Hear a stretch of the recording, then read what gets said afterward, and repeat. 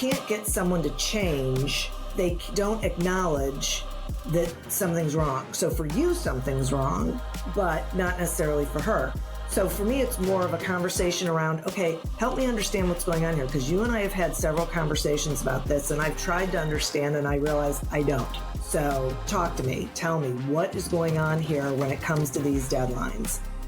I will tell you, personally, I think most challenges that people have are rooted in past experiences, and that they don't even realize how that's impacting them.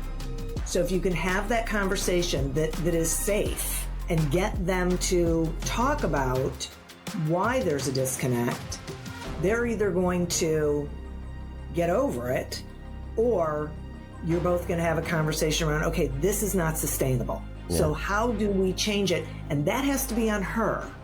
From humble beginnings, Insurance Claim HQ has grown to one of the largest property casualty firms in the country. We didn't do it alone, and you shouldn't either.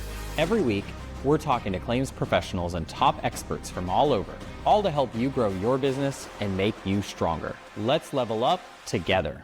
I'm Galen Hair. Welcome to the Level Up Claims Podcast.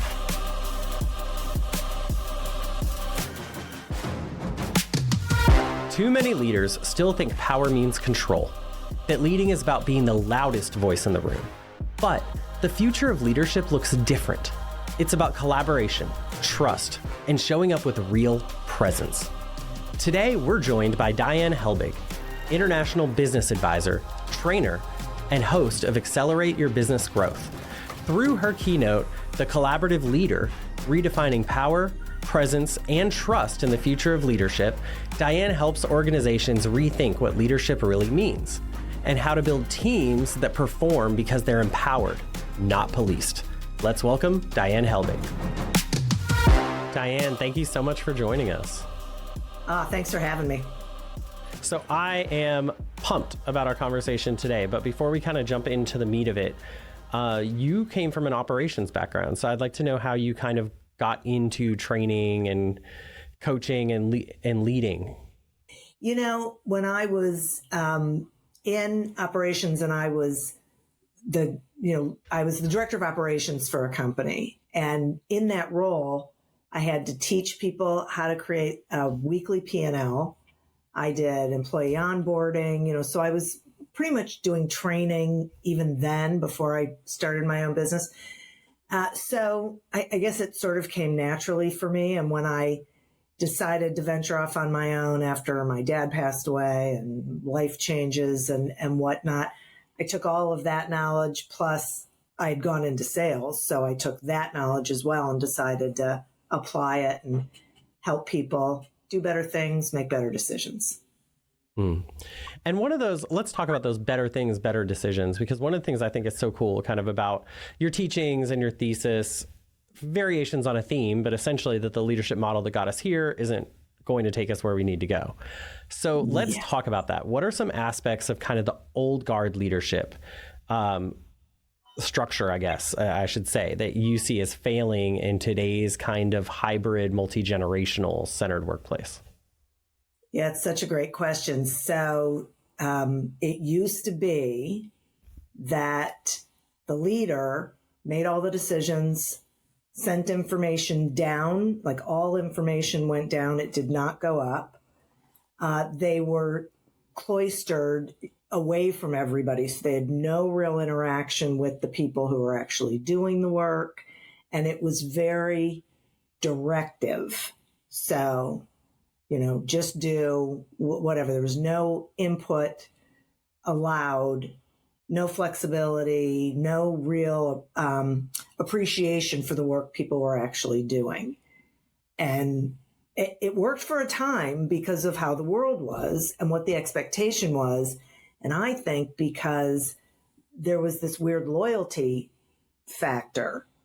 So the employees were loyal because the company was loyal in terms of a pension, a retirement, a gold watch, whatever you want to call it.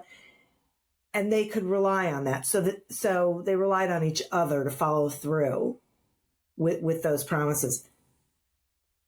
Enron ruined that for everybody. and pensions were pillaged. And what everyone realized was there's no point in being loyal because they're not being loyal back. There's no security. So it changed the environment, which I think forced a change in how leaders lead. To put that in historical context, right? Like, gone are the days. I mean, for many younger people, they don't even know of these days. They don't even know these days existed, where a company would sprout up and build a headquarters and all the employees would live in the same subdivision with identical cookie cutter houses that were all built, and their social life centered around, you know, the men all making friends with coworkers and the women all hanging out, you know, during the day. And like the very traditional family model also had this corporate nucleus, and that doesn't exist anymore. No. I mean, look at us. We live in a global environment where companies are everywhere. People are everywhere. Ever since COVID, you don't have to be tied to a location in order to be able to do the job unless you're doing something physical, where you have to be in that place. And people don't live across the street from their grandparents anymore. I mean, some do, but mostly we don't. And so there isn't that structure. You know, people coming into the workforce, they say, will work maybe 2 years at a company and then they're going to leave. Well, when I was growing up, it was the longevity. Like the longer you worked somewhere, the better. It's just not realistic anymore. It doesn't work for anybody. So you proposed this shift, if I understood correctly, and please, if I get any of your stuff wrong, tell me. I'll let you know. But I figured you would, but you proposed this shift from kind of ego to like empathy and control to curiosity. So talk to me about your process of getting there. What caused you to reach that conclusion that shift was necessary?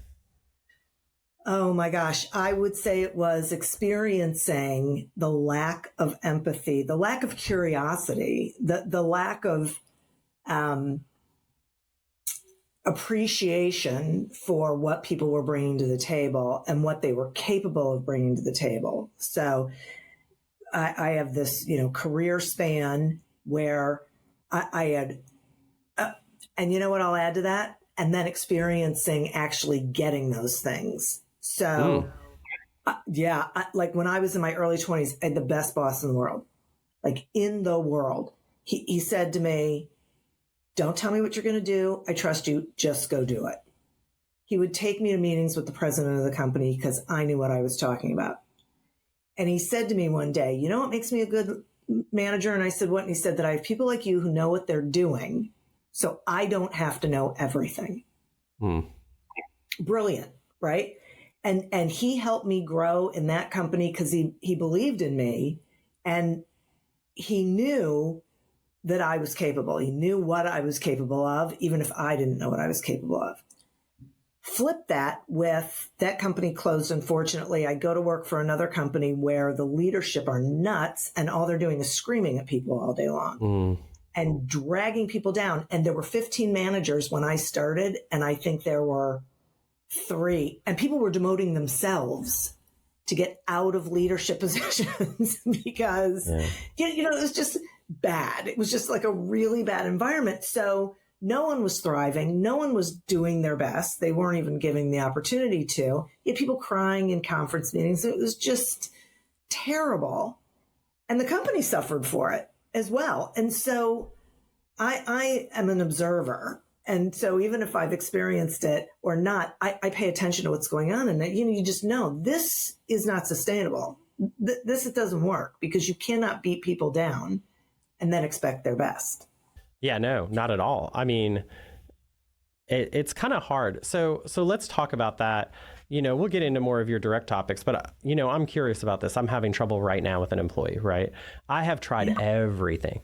I have tried being sensitive. I have tried being understanding and empathetic. At some point I've tried just yelling because I've run out of things to do, and I cannot get this employee to take to heart. I'm a lawyer, right? And the most important thing we do is meet deadlines. And I have an employee that deadlines are not important to her. They just do not matter. how do you, but I prefer to consider myself at least an empathetic leader, right? So I know that I'm probably at the point where I just have to make a change, but how do you suggest that we can be this type of empathetic leader that doesn't police their employees, empowers them, but also gets through important, serious messages?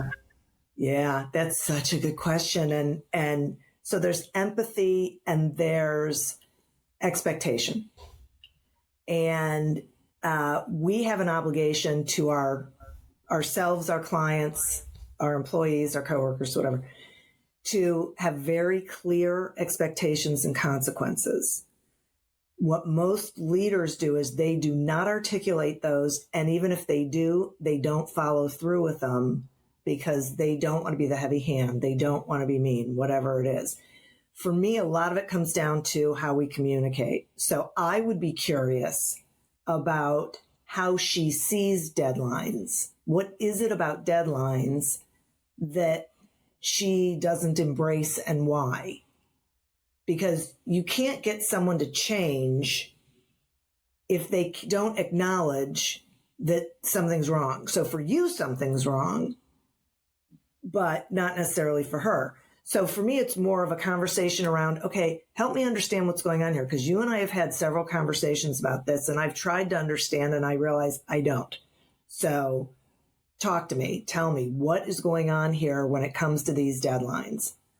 I will tell you, personally, I think most challenges that people have are rooted in past experiences and that they don't even realize how that's impacting them.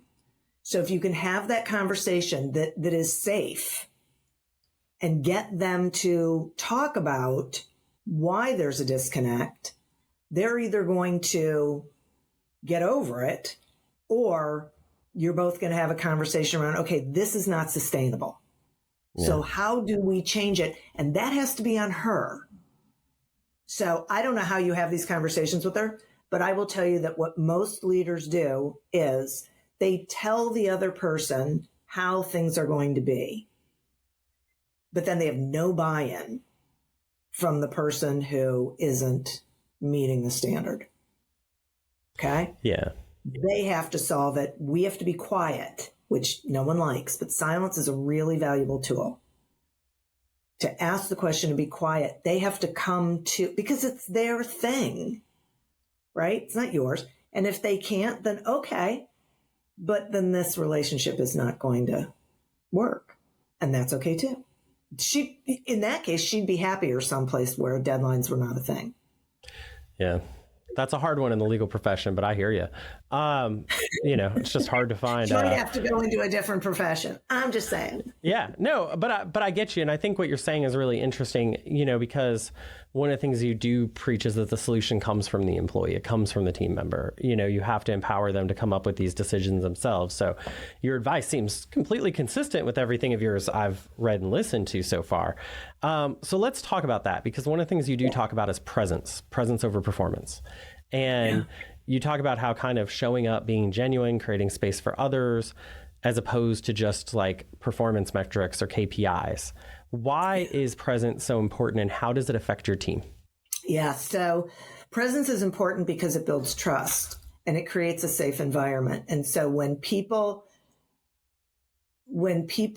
know that you are paying attention, that you care, that you want them to be successful and that you believe in them, having conversations around where are we going are so much better, and they have more energy, they're more enthusiastic, and I will go back to, they will be energized to exceed the expectation because they want to do well, because they're in an environment where they are encouraged to do well without feeling like there's this quota system and people are looking for what they're doing wrong as opposed to what they're doing right. Gotcha.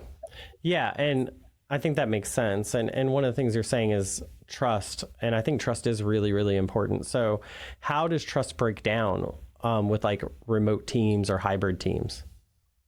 Yeah, it's tricky. I'm not going to lie. It is harder. It takes more diligence and more intentionality, I think. So, and it takes the leader being a lot more present. So it's not having meetings for meetings' sake. It's having communication engagement that is meaningful. So we should not be having meetings just for the sake of having them, but we should be having conversations or safe spaces. There's all sorts of apps out there. I wish I could remember the one I'm thinking of. Begins with an F. Anyway, where you can just get on with someone else for a period of time so you're not alone. Because, a lot of these remote workers, they're alone. And you're just sort of in space with someone else. So it's not as much of a lonely feeling. I mean, there are ways of doing it. You can have happy hour, virtual happy hour at the end of the day, once a week. There's things that leaders can do to continue to engage their employees, no matter where they are geographically, in a relationship building, community building sort of way, as opposed to always focusing on the work. And we all know this, right? Because like during COVID, I think a lot of companies, like I know we did a pizza night, where we had pizza delivered to everyone's house, and then we all jumped on Zoom. We did a happy hour. So why do so many businesses not do that now?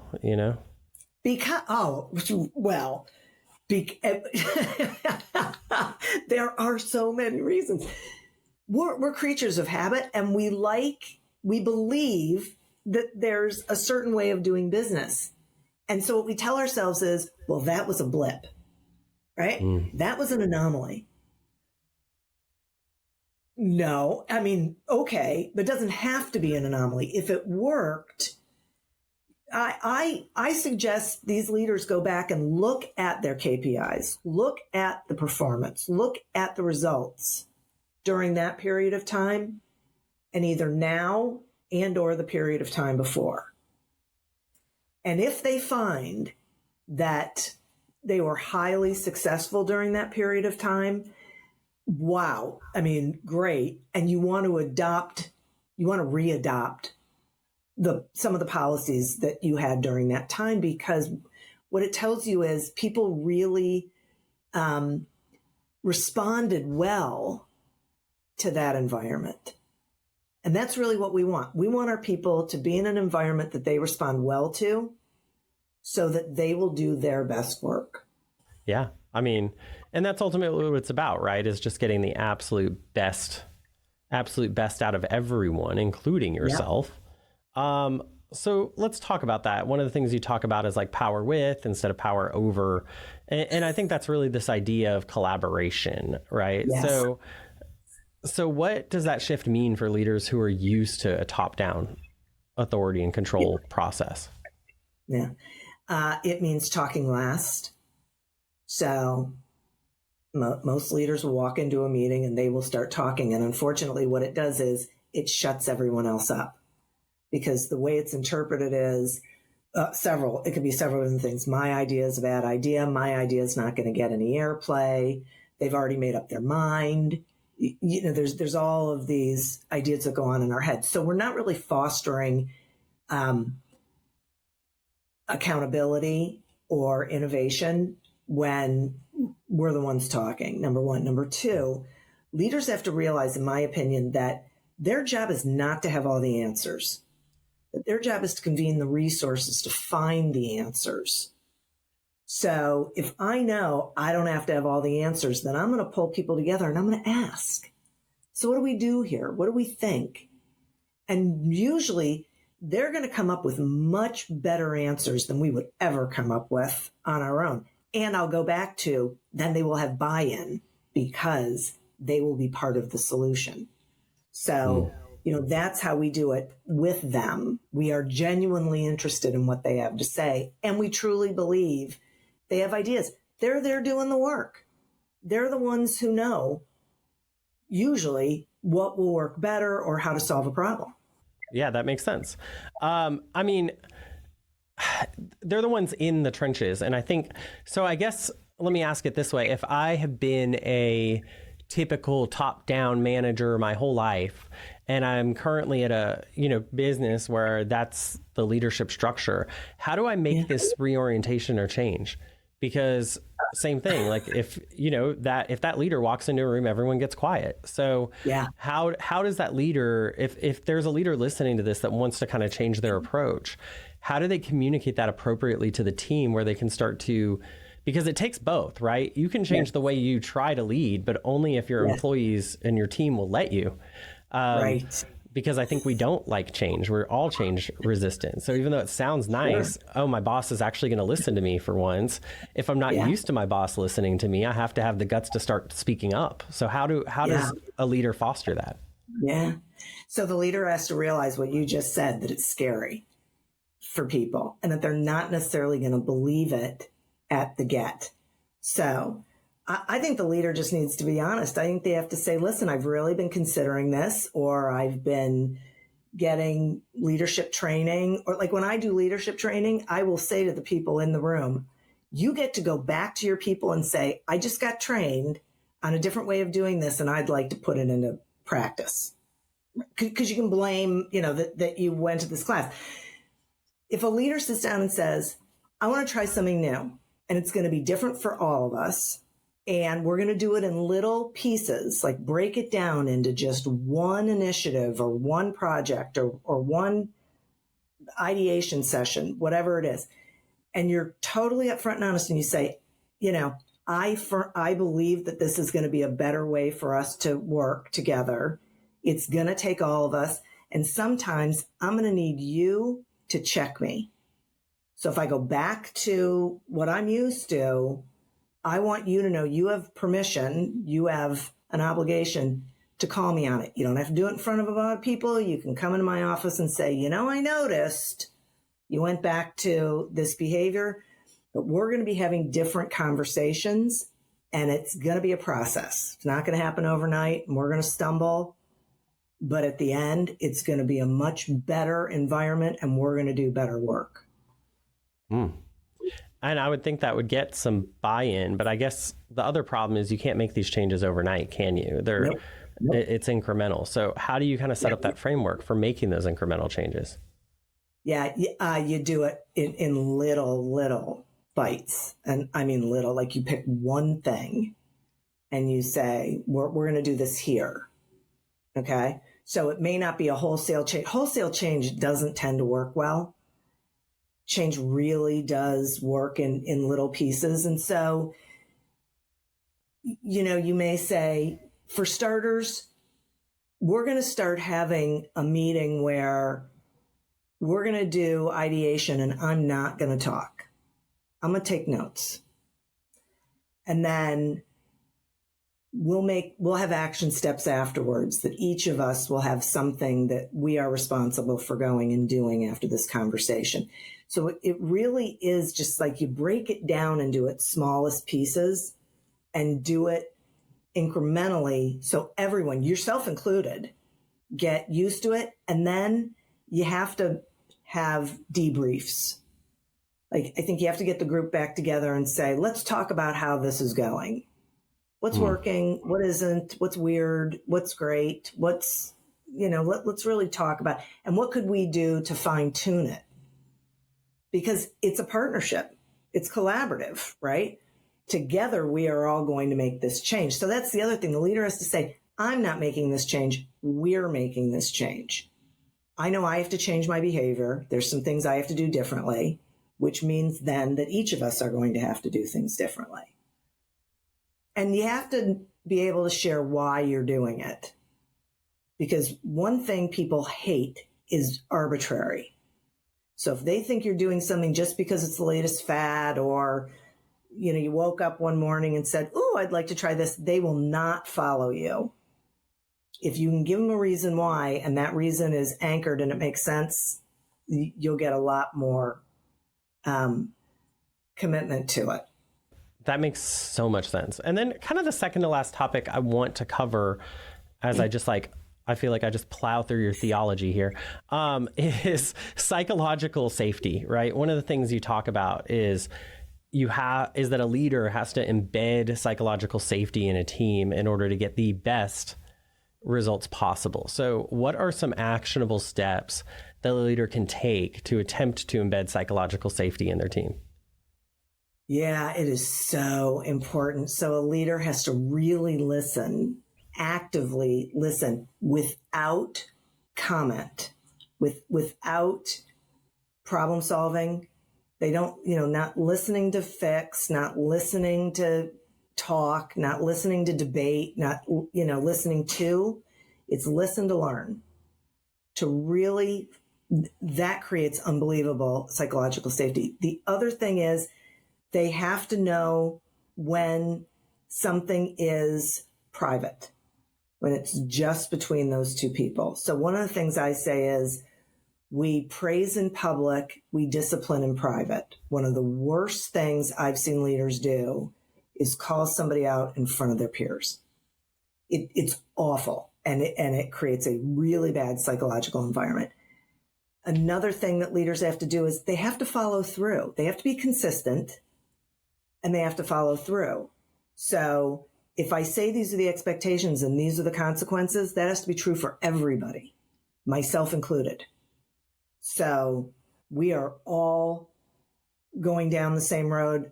I have the same expectations of everybody. We have to, what do they say? Walk the talk, whatever. We have to be the first to be following the values and principles in order for other people to feel like they are in a level playing field, that there's no favoritism, whatever it is. They also need to learn how to communicate in a way that is honest and holds people accountable without being mean. We have to hold people accountable. We don't have to be mean. And too many leaders are short. They denigrate. They swear, whatever it is. I mean, I swear, but hopefully not when I'm with people. So it's really modeling the behavior of integrity and care, really caring about people as well as contributors to the cause. What employees feel when someone shows up that way is that they are in a safe place. So like when I do trainings, the first thing I say is, this is a no judgment zone. This is a safe space to share ideas. And I tell them why. And then I pull, and there's no sarcasm. There's no, wow, that was stupid. You know what I mean? There's none of that. Yeah. We never get over that, right? From childhood on, it's a thing. Yeah. I mean, and I think so many people hold on to that like childhood trauma and they bring it into the workplace. If they had a teacher or a parent or anyone that would tell them their ideas were stupid, they think their ideas are stupid. I can't tell you how many great employees I've had say, well, I have an idea, but it's dumb. Well, just tell me the idea. It's an idea, you have it. So you obviously want to share it. Right. So don't poo-poo it out of the gate that it's dumb. I want to hear it. The reality is something. Can I tack on something to that? So this is the other thing that I say that I think all leaders should be saying, that I learned from my uncle. There are no bad ideas. There's only ideas we can't implement right now. So that changes the whole dynamic of the conversation, right? I know I can put the idea out there because good, bad, and different. Worst thing is, it's not something we can do right now. Yeah. Whereas my dad used to say there are no stupid ideas, only stupid people. That probably wasn't helpful in retrospect. Yeah, but you can't say that out loud. I mean, come on.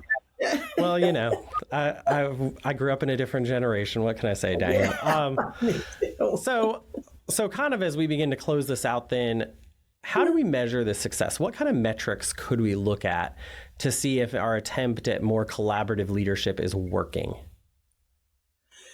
So one of the metrics is, are people coming to you to share their ideas, give feedback for things that aren't working? Are they wanting to be cross-trained? You know, do they want to learn other things? Are they bringing ideas to the table? Whatever.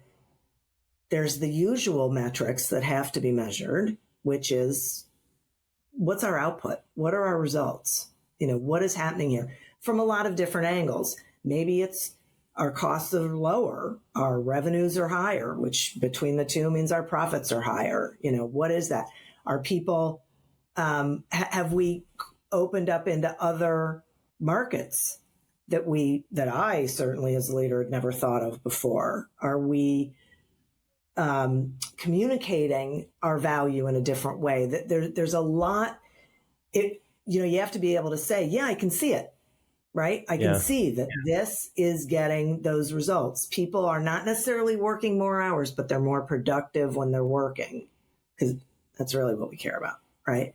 So those are, and as the leader, could I be MIA and the place would still run beautifully, maybe better than if I was there?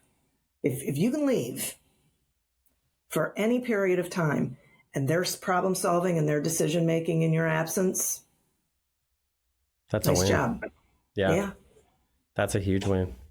All right, Diane, you've been so generous with your time. You have walked through, I mean, obviously not every aspect of your leadership philosophy, but we covered a lot in a very short period of time. So thank you for letting me do that.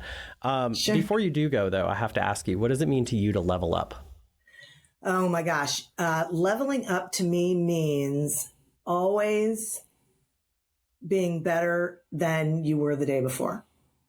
Always seeking to be better, whatever that means. And it could be in any aspect of your business or your life, but never stopping, improving on yourself. I love that. Diane, we're going to drop all your information in the show notes in case anyone wants to get with you on how to be a more collaborative leader and see these kind of results. Again, thank you, Diane, so much for your time. Oh, thank you. This was great. I enjoyed it. I'd like to thank Diane Helbig for joining us on the podcast. A very quick and definitely not the most romantic look at her entire leadership philosophy. It is so complicated and there are so many aspects to it. But as you can tell, it's a very team-focused, employee-first focused model. And if followed carefully and successfully, it leads to employees' decision-making, thinking, vetting things, and more innovation, more cost savings, and higher profits. Follow us on Apple, Spotify, or your favorite podcast player.